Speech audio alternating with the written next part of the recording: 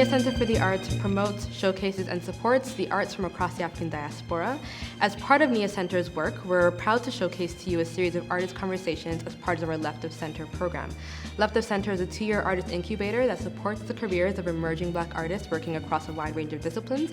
And as part of the Left of Center program, you're here to listen to a series of artist conversations from folks like Sarah Ty Black, Kevin Ray, and more. These conversations are meant to support emerging artists in propelling their careers forward from everything from grant writing, developing artist statements, and empowering yourself as a Black creative in this city. Stay tuned for more, and if you have any questions, you can always email Nia Center at info@niacenter.org, or you can follow us online at Nia Center as well across Facebook, Twitter, and Instagram. Thanks so much and enjoy.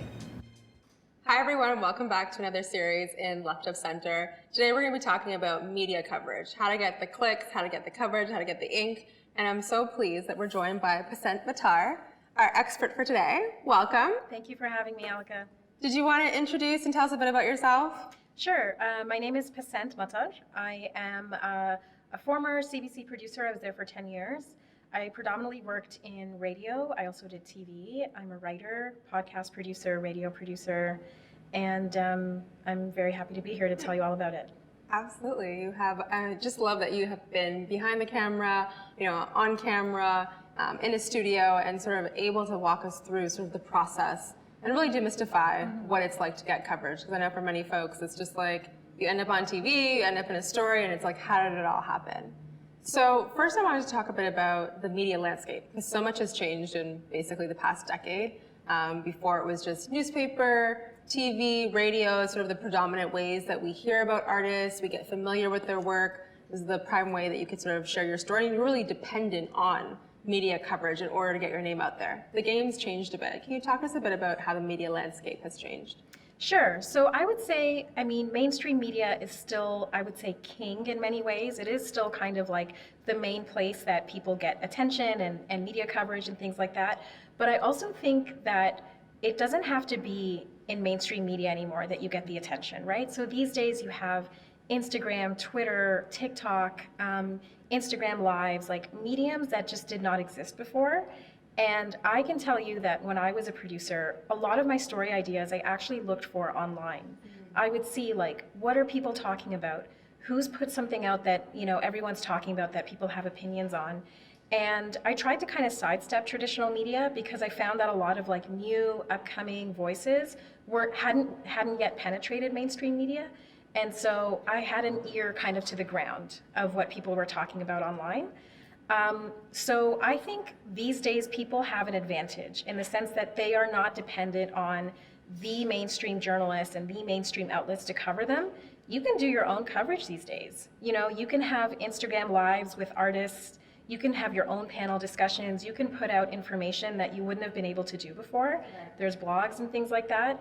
But it does help to also penetrate that kind of mainstream landscape as well.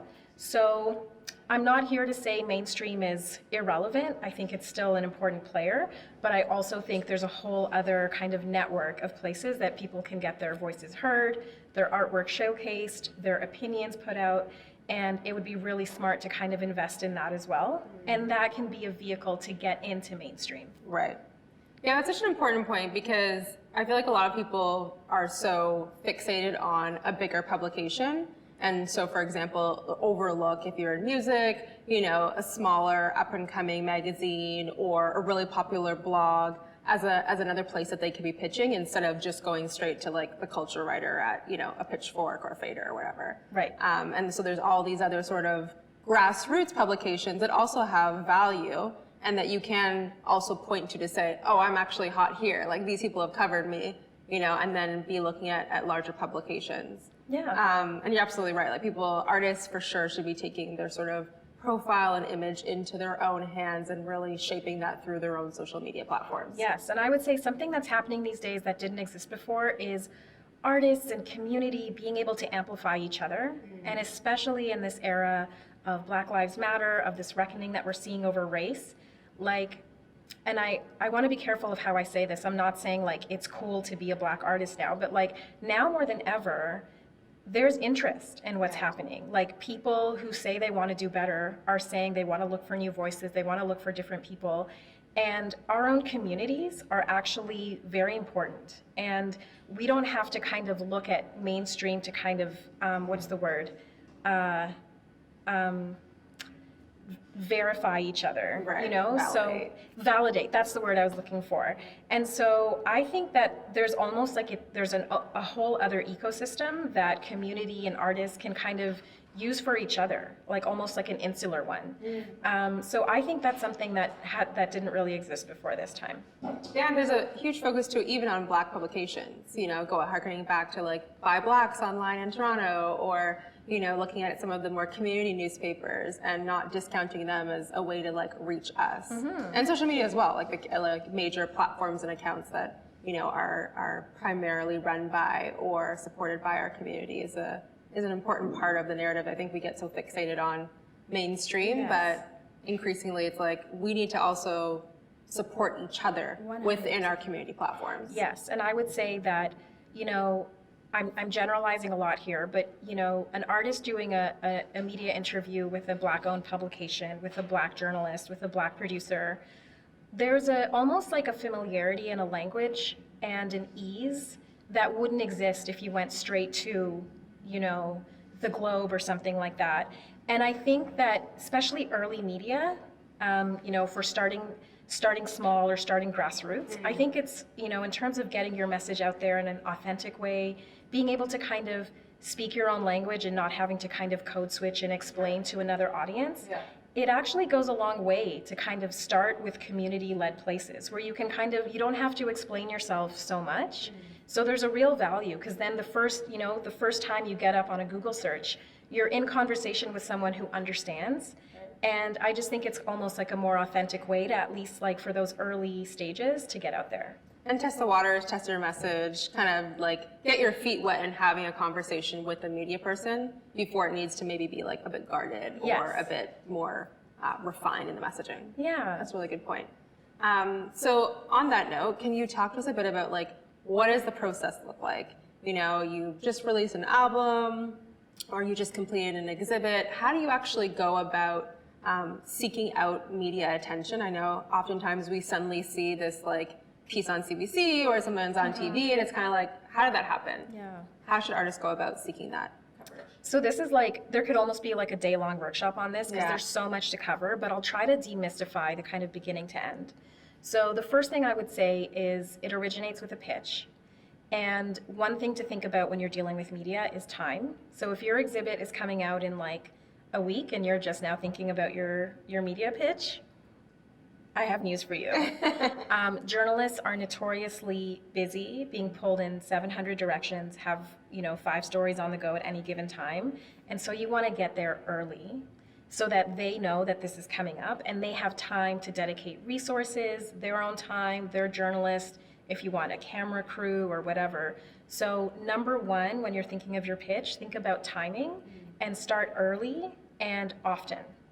So this is something that I've also noticed over the years, that previously when newspaper was like king, there was lots of reporters, a designated reporter for culture or music or entertainment, and so you could reach out to them and that's all they did.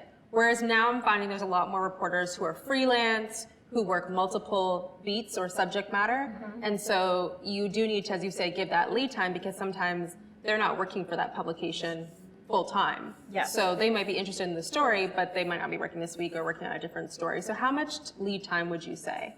It really depends, but I would say like at least 3 weeks in advance. Okay. And it's tricky because, you're thinking of like, there's so many things to think about. Is it a daily publication? Is it one that's weekly? Is it monthly? So it depends on your target. But overall, I think the takeaway is start thinking about your media strategy early. This is not something that you send the day of or the day before. The other thing that I would say for pitches, I think people really fixate on media kits and press releases and trying to make things really pretty. Yeah. Which is Formal. Yeah, which is not a bad thing. But for me, as a journalist and as a producer, what I'm looking for when I'm getting a pitch is a story. Who are you? What's the story that you're telling? What's different about you? Right. Well, and also these days especially, but it's always like a very relevant question, is why now? How does this tie into, especially if you're trying to get kind of more mainstream kind of news-based current affairs coverage and you're trying to penetrate into, the discussion of what's happening these days, frame it in terms of what does your exhibit have to say about what's happening in these times? What is your album? Is it a reflection of, the moment that we're in? And your personal story. Right. So journalists and producers, everyone is drawn to stories. We're drawn to emotion. We're drawn to narrative. So you can have the most beautiful press release put out, but if I don't know the why now, the who you are, what's different about you? That's really like the key stuff that I'm looking for.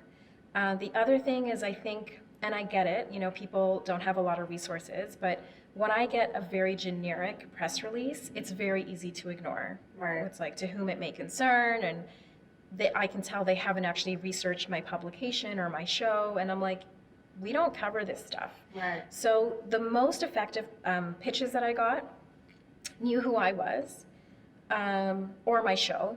Like, I know the show has done this and this. This is how this advances that conversation. Or here's a new angle on something you covered 2 weeks ago. It also knows, maybe it's like something that I've covered in the past and they're like, oh, we thought this would be interesting for you. Right. So just think of tailoring your pitches. And that's why it's important to start early. Do your research, know who you're approaching, what kind of things that they cover, the journalists themselves, what their interests are, and really like drill down why now, and think about it in narrative. And I think as artists, sometimes it can be hard to kind of translate that, but at the core of it, tell us a story. Right. And that's where my brain is like, oh, that's so interesting. Right. Not a beautiful press release with like too many links, and I'm like, I don't know what this is about. Right. For me personally, and this is a personal preference, but whenever I got something as an attachment in an email, because I'm getting like 12 of these a day, I'm not opening the attachment. Put it in the body. Get my attention, use my name. Right. And outside of that, and I think online, I know we're in a pandemic and it's a harder time to kind of relate to people, but make relationships with people. It's so much easier for me to even consider a pitch. And I'm not saying I have to know you personally, but if I know of you. So, and I mean this in a very authentic way, like invest in relationships, look at what people are doing, amplify their work, send them a note, say, I love the story that you wrote, I do X, Y, Z, then you're on their radar. And then when I get a pitch, I'm like, oh, I remember them. So that's just like the very early pitch process. So I would emphasize giving time, really tailoring your pitch, and also telling a story in it. And then let's just say the pitch gets greenlit. So depending on what kind of media you're doing, often the next stage is a pre-interview. So this is almost like an audition, because even as a producer, you can pitch something and it may not be necessarily greenlit until you have like all your ducks in a row. So a pre-interview is almost like a test where it's just like, and sorry, to back up one step. So after you get the pitch that is customized, that says, hey, Pacinthe, gives a background on the artist, is captivating, you're taking that to your editors to say, hey, I got this email, this artist is coming out with a new album. I feel like it's really interesting because of X. And then they're going to say, okay, Pacinthe, look into it more. Yeah. Or we want to do this, or maybe, the best thing is when it's like a slam dunk of a pitch. Right. Those are the best. And so you want to think about it. As an artist, you want this to be a slam dunk of a pitch, because you then have to go to an editor. And maybe you run these days people run their own publications, they have blogs, so sometimes there isn't that level of gatekeeping, but I'm thinking of the kind of mainstream stuff. Yeah. So then, you might be invited to a pre-interview, which is just tell me about your work. You want to see, and this is where it matters, what kind of talker you are. If you're doing traditional broadcast stuff, podcasting, audio, TV, they want to know that you can carry an interview, that you can tell a story. In print, it's not as difficult, because print is print and a quote is a quote. You're having a conversation with the reporter so they can get what they need from you. Exactly. But sometimes, so you'll go to a pre-interview where you kind of have a conversation with the producer, they ask you questions, and then you get a sense of what an interview might look like. Something to demystify as well is I think a lot of artists sometimes, and people who just aren't traditionally in media are like, oh, send us your questions. Yeah. And we don't do that. Yeah. Yeah. And I mean, it depends. And it depends. But generally for like an artist, they're not going to send the questions in advance. Yeah. Yeah. And generally, like kind of the more journalism-y it is, like it's like you will never get questions in advance. Yeah. But, and this is why the pre-interview may seem annoying to you to be like, why do I have to do this twice? Mm-hmm. But the pre-interview is your way of kind of getting a sense of what the conversation might be like. Right. Okay. And then depending on, again, the medium or whatever, but let's just say it's for broadcast, then you'd be invited for an interview. The interview could be live, it could be pre-taped, and you can, as an artist, ask about these things. Right. Will this be live? Will it be pre-taped? How long is it? Is this going to be like a 3-minute thing, or do we have an hour? And that'll also help you kind of frame your key messaging. What is it that you want to tell? It goes by so fast. It's over like this. Yeah, I always think that like when someone says, oh yeah, we're gonna do like a 4-minute segment or a 5-minute segment, I'm like, oh, okay, plenty time. No. And then I actually usually think through my messages and sometimes even time myself. And I'm like, oh wow, it's like nothing. 5 minutes, you probably get to like 3 questions max. Yeah. Right? So, so ask about timing, ask about format, and depending on, you know, what the publication or the organization is like, you know, ask for these things. Could we pre-tape it instead of doing it live if it's your first time? Mm-hmm. And then one big thing to be aware of is the editing process, right? So even when you do an interview, it rarely goes out as is unless it's live, but it will be cut down. So, and this is where you start to kind of lose control over your interview and your work, and that's something that you should be aware of going into it. Mm-hmm. That they're going to clip what they want to clip. Yes. Yeah. And another thing that I get asked a lot, and it's happened, is people saying like, oh, can you lose that part? Can you cut this out? And I can tell you that, again, in journalism, like there's almost like a no going back. You know, you might have someone who's like very kind and like, but in general, if it's on the record, it's on the record. Yeah. And this is why I ask for something like a pre-tape. Something that's taped ahead of time so that if you stumble, you can stop and be like, I want to take that question again. And then obviously it goes out usually on the publication schedule too, which is why I go back to the thing about timing, right? If you want media coverage like a week in advance, then you're pitching this like 4 weeks in advance so that it's in the news maybe a week before your exhibit, before your album. So that is just like a snippet of kind of like trying to demystify how you get from pitch to on the air and all the steps in the way. Yeah, it's quite a process. It's a lot. It's quite a process, but such a key part of it. And I think, you know, one of the key things you're pointing out is doing that research and building those relationships. And that can look like a variety of things that start weeks and months in advance, right? Like following publications that you want to be covered in, following journalists who cover you know, and write about the discipline and work that you're doing or interested in, and seeing how they, like reading those articles and seeing how they present those stories so you can better position yourself when it comes to your time. So it really seems like, you know, we're always consuming media, like we're on our phones, or reading articles, or, you know, reading captions, all these kinds of things, but I think it's like doing it with a bit of a critical eye to see how do I fit in this landscape and what do I want to say about my story and how do I share that with the people who are ultimately writing these pieces? Yeah, and the other thing, the kind of flip side of that coin too, is I think there's almost a danger in almost trying to tailor yourself so much to a publication that's going to give you attention, and you almost kind of lose yourself in the process. And this is where I come back to, I know it seems very simple, but I come back to things like Twitter, I come back to things like Instagram. You know, sometimes I've pitched whole stories based on a very interesting Twitter thread where someone has something really interesting to say. And even the way they write about something, then I can invite them on for an interview about something they put out online.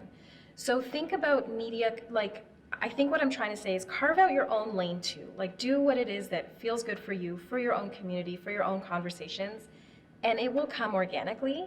I think I'm warning against this kind of obsession with like getting the article, getting this is going to sound corny, but authenticity really comes through online. Yeah. And these days, you know, I think at the beginning of the pandemic, there were like 27 Instagram lives every day. Yeah.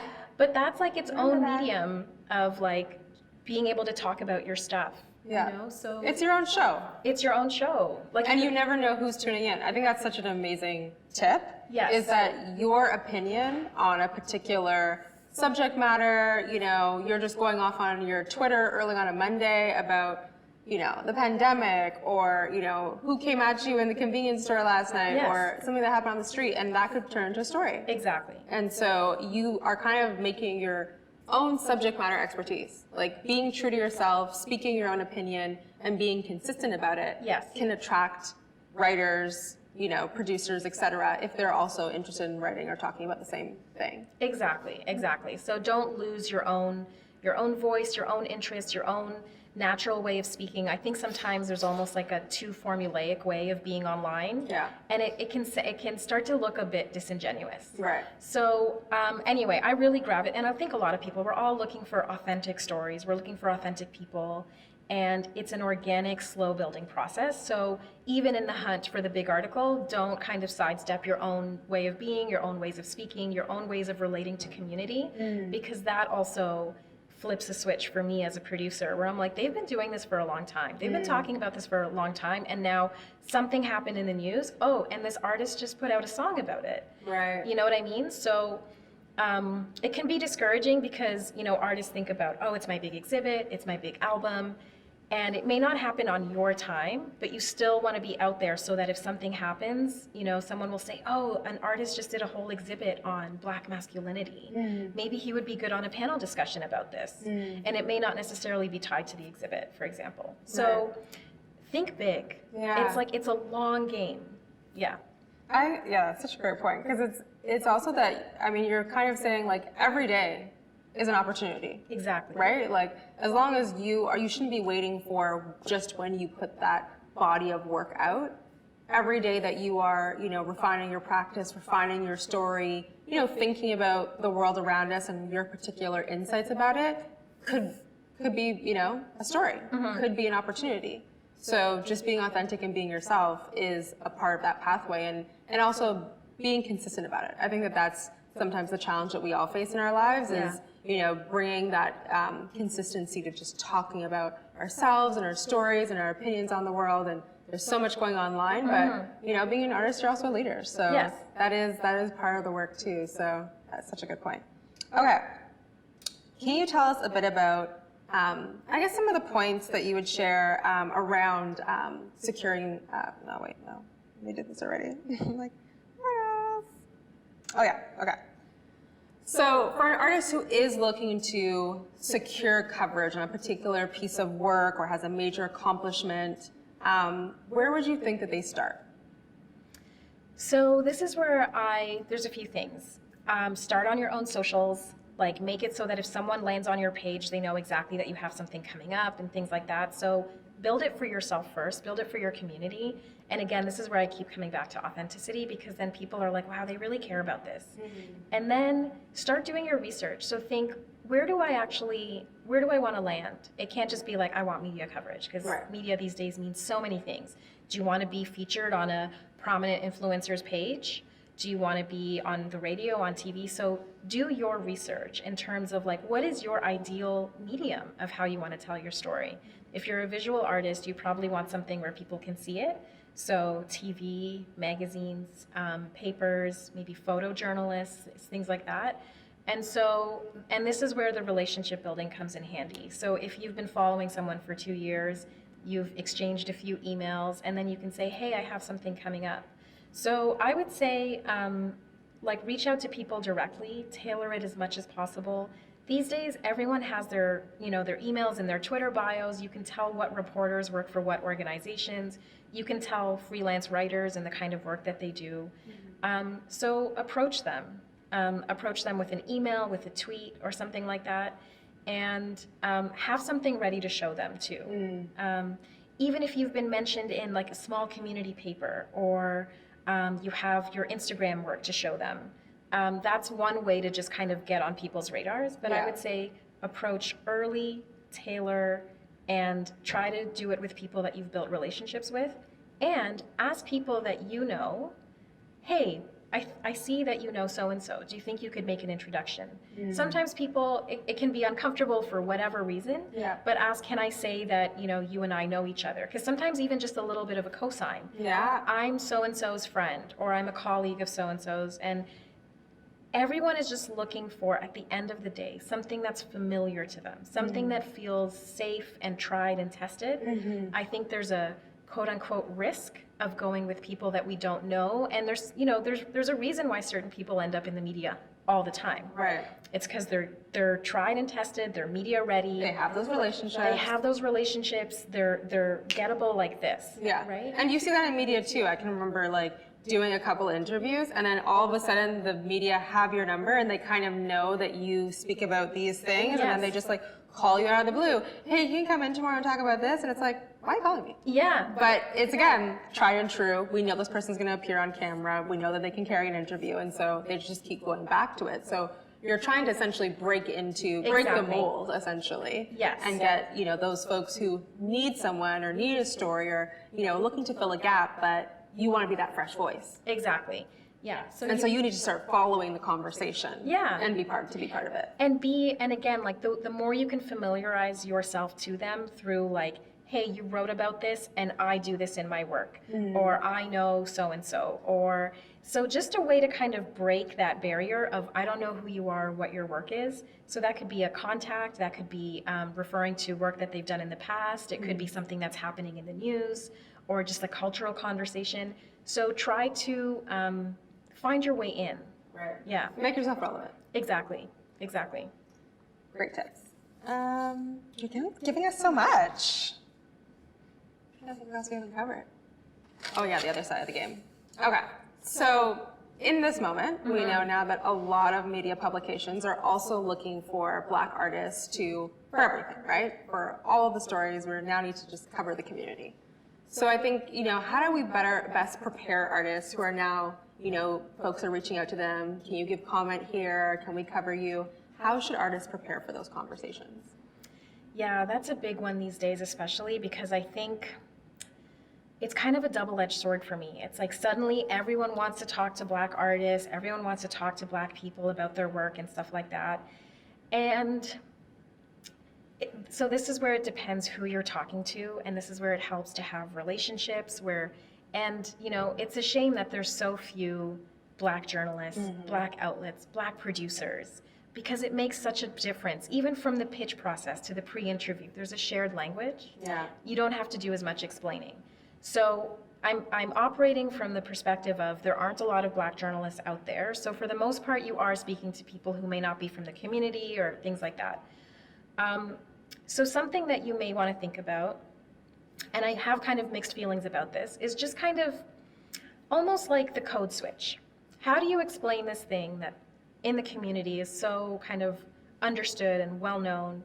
How are you going to bridge that to an audience that may not be familiar with this? Right. So whether we're talking about hair or colorism or racism or gender stuff. So think about how would you talk to someone about this who has no idea?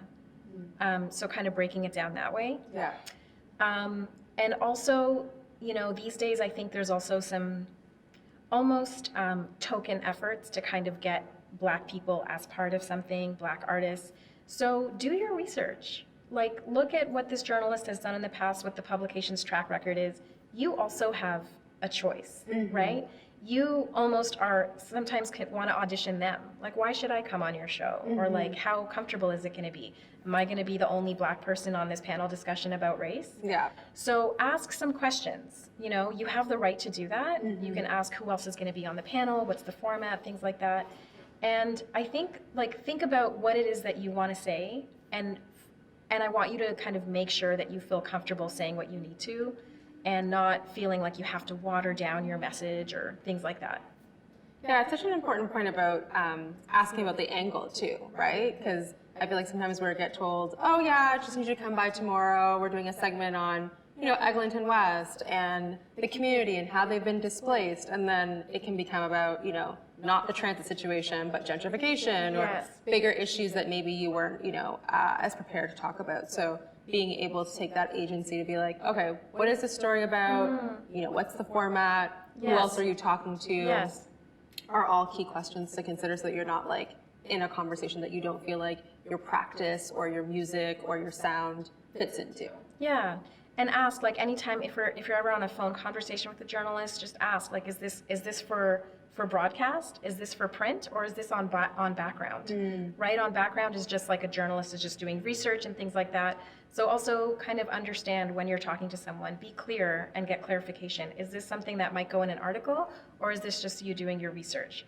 So don't be afraid to ask questions back. Yeah. Right? I think sometimes in the rush of wanting to get media coverage, we're open books, we're like so keen, but kind of do your research and make sure that you feel comfortable with who you're talking to, and make sure that it's in a format that feels comfortable for you and that you're well armed with what it's actually going to be. And in this moment in particular, I think you've given us like some good insight into the unique tensions that exist of wanting to contribute to a conversation, but then also feeling like, does this publication really understand the issues, and are they actually going to do this, conversation justice? Yeah. And it's something that's tricky to sort of try and discern, because you're kind of might be looking at their track record or looking at previous articles or not being able to find much. Like I'm still shocked at how many publications I read, and I go and try and find articles about Black artists that they've covered, or critical insights on Black issues, and there's just really nothing. So how do you suggest folks try and discern whether or not they should do it? Is it kind of like be strong in your messaging, and if you have a clear message, then or how do you prepare for a tough interview? What could be a tough interview? Yeah, it's a tough question, and I think there's a risk inherent no matter what you choose, right? So you can either sit it out and say, I'm not doing this, and you have every right to do so, by the way. But I would say the better you can prepare, the better, like all the things that I talked about before, the more you know about the format, the length, who else is going to be on it, how are they framing the piece, and things like that, you can prepare yourself. And I would say, especially if you're doing this for the first time, prepare with a friend. Yeah. Get a fake journalist to sit with you and ask you some questions, even do it on camera so that you have the kind of feeling, time yourself, film yourself. You don't even have to do it with a friend. Film yourself in the mirror, see how would you respond to a few questions. I think at the end of the day, like, you have to do what feels comfortable for you, and 9 times out of 10, it's not comfortable doing media. Right? Like, and you have to kind of get past that. I think also there's a lot of, I'm generalizing here, but I think especially for women and people who are generally underrepresented, there's a lot of imposter syndrome. Oh, I don't know if I should do this. I don't know if I'm the right person. And sometimes that's true. Maybe you are not. I think, part of what's happening now is media sees a Black person and they're like, oh, they can talk about race. Everyone's an expert on race. Yes. Yeah. And so maybe you are not the right person for it, and that's fair. But also kind of challenge yourself. Like, someone reached out to you for a reason. Yeah. So give yourself a chance, and the more you do it, the more comfortable you'll get. And start small, right? And the more kind of media you do, the more familiar you become, more of a tried and true entity, and then it becomes easier and easier. But know that you might do an interview and you might hate it. You might hate the way you answered a question. You might be like, oh, I forgot to mention this and that. It's all part of the risk. But these days especially, there is a moment, and I think like Black artists and creatives really need to kind of seize on it by bringing themselves forward in a way that feels authentic. I think there's a moment where the landscape is kind of shifting underneath us. Yeah. And there's an opening, and I'm really encouraging people to kind of go for it in a way that feels authentic and safe to them, and where they can be empowered in the process. Like, you are an equal party to the media, relationship. And so empower yourself, ask for help, and arm yourself with information. But it might be scary, but like, trust yourself to make the right decision. Absolutely, because ultimately it's within you if you're ready for this opportunity, and it does feel like a much, I don't want to say safer, but more encouraging environment. Yes. People are looking for good news stories. They're looking for folks who have persisted and pursued their careers and arrived at a place now that they're comfortable to sort of talk about their journey, and it feels a lot less predatory than the sort of token like Black History Month kind of moment, but it still has a long way to go. Long way to go. It's still, I was, there's an Indigenous journalist who I was speaking to recently who said that media is inherently exploitative when it comes to, going for Indigenous stories, Black stories. It It leads is like Yeah. the catchphrase, yeah. But these days also, as you say, like pitch the good stories, pitch the good news stuff, pitch the stuff that's full of hope. I have a friend of mine who told me that this summer, she was like, I was commissioned more times in a week than I was all year. It was like right when George Floyd was killed. And suddenly there's this like hunger for Black people's stories and articles and things like that. And it's a bit bittersweet. It's like, well, why now? Yeah. But I think there's a moment where it's like, use it to tell your stories. Pitch yourself. Editors and publications are on the lookout now. There's doors that are open that weren't there before. Take it with a grain of salt, right? Yeah. But use it to your advantage and use it as almost like a playground, a testing ground for yourself. Yeah. Yeah, I love that. So much good gems. Thank you so much for having me. I'm glad it was helpful. Yes. So the final question we are going to ask you is, right now, we have an audience of primarily Black artists, and we want to send them messages, inspiring messages. And so what would you say to Black artists right now in this moment? I don't know, I have so many mixed feelings because I'm like, be careful. Like my big message is just like, be careful and like, take care of yourself. Like it can be such a machine out there. So, Take care of yourself is a good message. I really love the message about telling your story is something you do every day. yes. And I think that tip is to me gold. Like I never really thought of it like that. Yeah. And you having an opinion and having a voice and presenting your work is something you can do every day on your own platforms and contributes to this big story that you're leading up to. So it's something, Yes. in there. Be yourself. Be yourself. That's what I'm hearing very clearly. That, feels like a cliche, but it's like when you put it so tangibly, like you can get up and start a thread and someone might be like, oh yeah, that's really interesting. We should do something on that topic. You have the potential to shift culture. Yes. Yes. So what I would tell Black artists these days is you have long been the makers of culture, of laying the landscape, and the more authentic you are to yourself, don't go out looking for clout. Don't go out looking for media. You know your own story.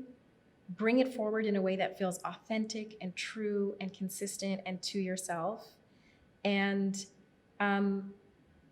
take pride in what you're doing and who you are. And go with a sense of self and authenticity in terms of what you're bringing.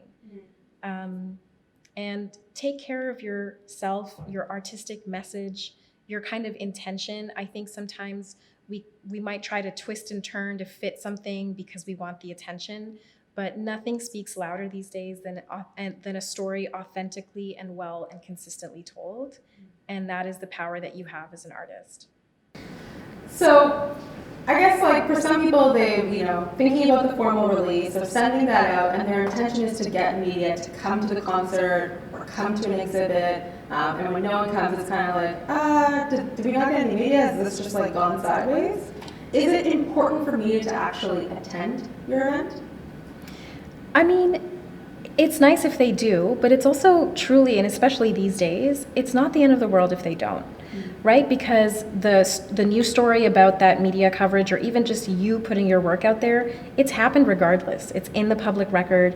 And next time, I think of an exhibit on, for example, Ja Gray's exhibit on Black masculinity. That was an exhibit, but then it's just out there. And if you Google Black masculinity and Ja Gray, you might come across him and be like, oh, maybe we're going to have a conversation. Even if I wasn't at that exhibit, the exhibit still speaks for itself. Yeah. I think there's almost it's nice if media is in attendance, but I don't think it's the end of the world. And especially these days, we're in a pandemic. The idea of even coming out to an event is changing as we know it. Things are happening online, but the success is getting your work out there. In and of itself, I think that's such a feat. And I think that the work, organically is going to pick up steam and things like that. when the world hopefully gets back to normal, I mean, something that helps, and this seems really silly, but if you have food at your event, you know, like make it like entice people, like why should they come, you know? But like journalists love food. From 5 to 6. Yeah, you know, make it enticing. But the idea that media not coming to your event means it's a failure is absolutely not true. And I think, you know, the work is still relevant. The work still exists in the public record, and people could go back and revisit that and see you as part of future media coverage on other things. Right, it becomes a reference. Mm-hmm. And is there value in following up if they didn't attend, but you felt like, oh, there was a really great turnout, and like they didn't make it, but you know, you have photos, and so would it be useful to then follow up with certain reporters and say, oh, hey, you know, you're interested in coming, or didn't hear from you, but here's a recap of what happened, and I'm open to doing, you know, a call if you want to chat about this. Yeah, and I would say, like, here's the thing. I think people take it very personally when they don't hear back from journalists and reporters and producers, but if you look at, you know, the average producer reporter's inbox, it's like there's 50 of these a day. Yeah. Right? So even the prospect of getting back to people to say, I can't make it, sometimes is like not even feasible. So I would even ditch the like, oh, I didn't hear from you or whatever, and just say, you know, my event on Friday was an amazing success. 350 people turned out from the community. There were impassioned speeches. People came up and shared their stories about growing up on Eglinton West, or, you know, about wrestling with Black masculinity, for example. Here are some, you know, if there's like some highlights, like maybe a couple of short video clips of like the best parts, photos. And you may never hear from them, but you better believe, like, we have this like encyclopedic knowledge of like, oh, remember when that person emailed me 4 months ago about their exhibit? They'd be perfect for this. Yeah. So I'm gonna say, like, get used to like really not hearing back from people. The silence. Yeah. It's gonna be a bit crushing, but you're doing the work regardless, and people will remember and come back to you. They'll connect the dots eventually. Yeah. This person has expertise on this, or is interested in that. Exactly, and that's the thing, like what you were saying, the expertise. Like, what do you want to be known for? What do you want to be the kind of go-to for? So like drill down those messages, and even if you don't hear from them, know that it's like out there. And follow up. Think of what's in the news, like in these news-based places, like whatever's in the news, pitch according to that. Like something may have happened and your exhibit or your music deals with that. So even though it's not on your album release schedule or your exhibit schedule, it still can be out there in the culture, in the conversation. And so keep an ear to the ground of when other people are talking about stuff that's close to home. Right? So I think artists generally think of like, I'm setting the agenda because my album is being released on the 13th. But it's like, yes, but there's a whole world where things are happening, and, you know, try to see when you can fit into the kind of, you know, the news agenda and news events and things that are happening. You know, I think something that happens a lot is the US is such a cultural kind of superpower that we have conversations when things happen in the US, and in Canada the conversation's not as much, but use that to your advantage. Something could happen in the US that's really big, and you're like, hey, this happens here too, and I've written about it, or this happens here too, and I've done an exhibit, or I held a panel discussion where I invited 3 artists to talk about this. So keep your ear to the ground too, right? Like, you have your own kind of schedule, but the world does too. Like, so find a medium between the two of them. Yeah. That's such a good point around, if there's a conversation happening and you've already contributed to it, you organize something, you've done an exhibit, your work takes up that subject matter, insert yourself to the conversation. 100%. And it's like, it might be approaching media, or it might just be, as you said, the Twitter thread, right? Exactly. The post on your LinkedIn, and connecting that back to the exhibit that you did, really positioning yourself as someone who thinks deeply about this particular subject matter, or has an opinion. Right? Thinks deeply, has an opinion. Exactly. Yeah. Exactly. That's so amazing. Thank you so much, Pacinthe. Thank you again for having me.